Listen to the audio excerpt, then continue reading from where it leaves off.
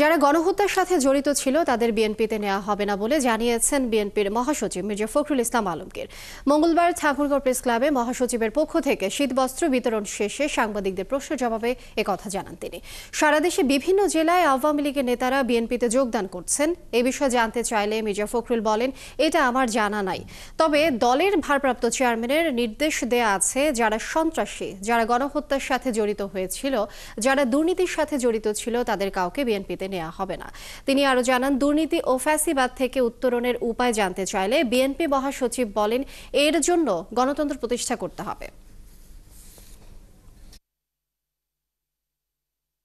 যারা সন্ত্রাসী, যারা গণহত্যার সঙ্গে জড়িত হয়েছিল, যারা হত্যা করেছে, দুর্নীতির সঙ্গে জড়িত, তাদের কাউকে বিএনপিতে নেওয়া হবে না। জনগণের যে শাসন, সেই শাসনকে স্থাপিত করতে হবে। অর্থাৎ জনগণের যে পার্লামেন্ট, জনগণের যে নির্বাচিত যে পার্লামেন্ট, সেই পার্লামেন্ট দিয়ে দেশ পরিচালনা করতে হবে।